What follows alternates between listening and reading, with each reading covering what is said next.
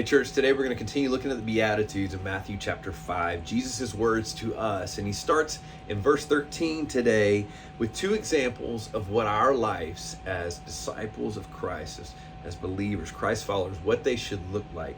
One, he calls us the salt of the earth. Now, in this time, salt was a purifying agent. It played a role in food. It purified food. And when that salt lost its taste, Jesus says you might as well just throw it out to be trampled on by people's feet.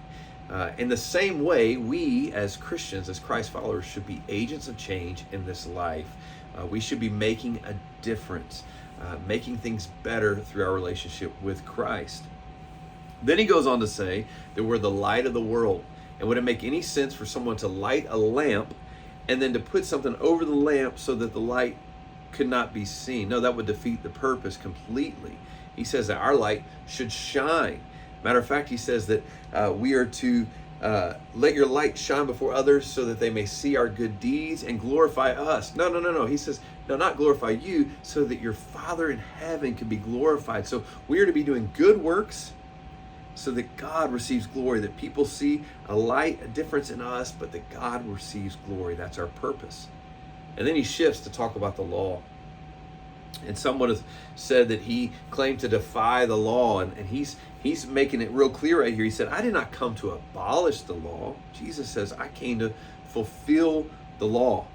Now we know for an absolute fact that our deeds, we cannot ever do enough good deeds to earn our way into heaven. Salvation comes only through Jesus, through grace and mercy and the love of Jesus. That's the only way to heaven, is through him. However, he is telling us that the life of a Christian, a Christ follower, should look different. Our deeds should be above the law, like that we are trying our absolute best to live a wholesome, moral life. That's what he's challenging us with here, that we should look different than the rest of the world. And then he gets into this topic of the heart. And we're going to study a little bit more after today, but he begins with this one thing. He says, you have heard that it was said to our ancestors, do not murder, and whoever murders will be subject to judgment. Now, I'm quite sure that most of you today listening to this, if not all of you, have never murdered anyone. And so it'd be real easy to say, well, I can sign off there. I haven't murdered. But Jesus says, no, I tell you, everyone who is angry with his brother or sister will be subject to judgment. The anger, it's the heart behind the action. The heart that led to a murder being happening is the same thing that in our own hearts when we have anger towards someone. Jesus said that's not right. It doesn't need to be there. And he uses this word and talks about reconciliation, that we need to come and reconcile. Even if you're in the middle and you're at the altar, you need to leave your sacrifice and go and reconcile with the person that you're at odds with. It is that important. He says that as someone is going to court, they could even settle before they get to court, meaning basically the longer you let something go on, the worse the circumstance would be.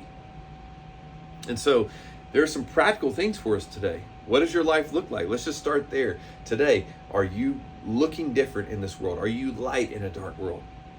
Are you salt to the earth today? And again, probably not a murderer today, but is there something in your heart? Is there anger, jealousy, something in your heart that makes you look at someone else different with anger? Is there someone you need to forgive? Is there reconciliation that needs to happen?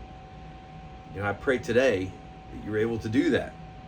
You're able to stop whatever you're doing, as Jesus says, just to leave it all and go and find that reconciliation.